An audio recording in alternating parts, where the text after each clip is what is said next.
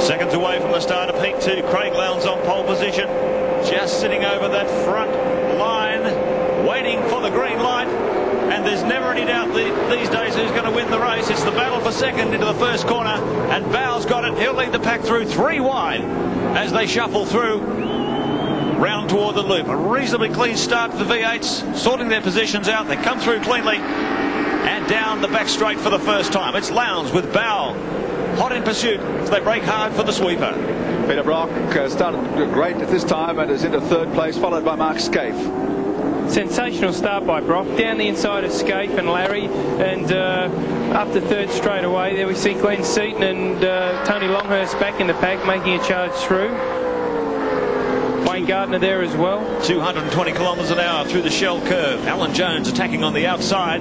Stephen Richards on the inside. They sort themselves under brakes for Goodyear Corner.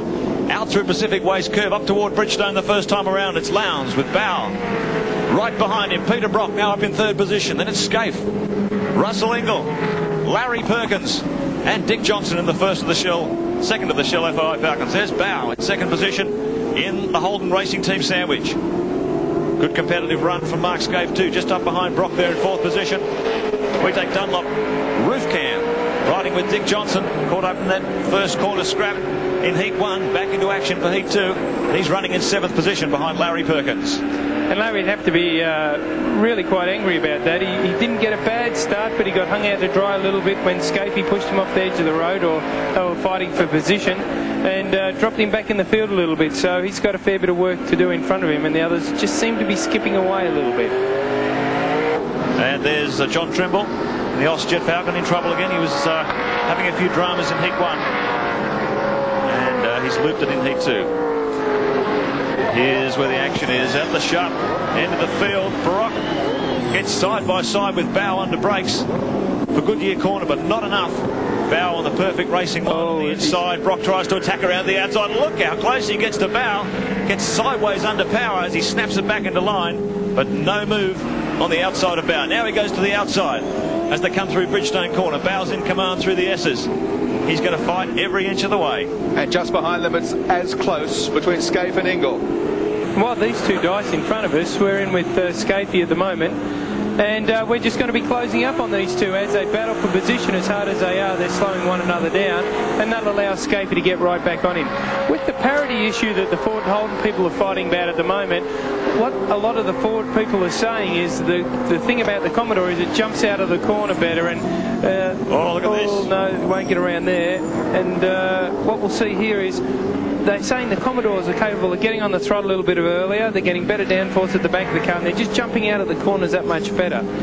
So what we're seeing here is a pretty graphic display of where the strong suit is for each vehicle. And Brock's being a lot more aggressive in this heat than he was in the first one when he was hounding Scaife and a couple of the other guys along. He just couldn't get past Russell Ingall, but he's certainly throwing everything at John Bow at the moment. And in 2 laps, Lowndes has gone from a half-second lead to 3.5. 3.5 seconds, so he's just put another second on the field. He's opening up a second to lap. This is the way he's been doing it quite often.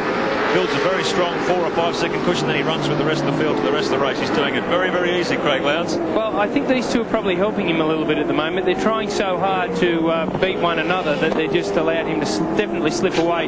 You look at John Bow, he's not even using the whole circuit on exit to get back over and do what he's allowed to do without any problem, which is hold any particular line on the circuit he wants. Last time around, Lowndes dropped down to a 1 minute 9.3. These two still operating a 10-second bracket. Brock goes round the outside. They'll be side by side. Into one another. Gee, he was lucky to survive that, Brock. And fantastic move, though. Brock is really being aggressive, and Scaife's closed right up on them. But fantastic what about move by Brock. Oh. So Scaife takes advantage of that little manoeuvre. He's right up behind Brock, leaning all over him. You've got Ingall behind him. Larry Perkins now closing the gap. Tremendous scrap. Second, third, fourth, fifth, sixth, seventh and eighth aren't that far behind too. Got a real freight train here now. Second, right back to ninth. That's Stephen Richards in ninth spot. They are running nose to tail, and all the while Lowndes is skipping away. Well, as Brad Jones said, 7 laps completed. That gap has stabilised. 4.5 seconds for Craig Lowndes now, the gap over second position. So he's got that buffer, and he can protect that all the way to the finish. Look how close and tight it's getting here. Russell Ingall right up behind Mark Scaife. No opportunity to get past.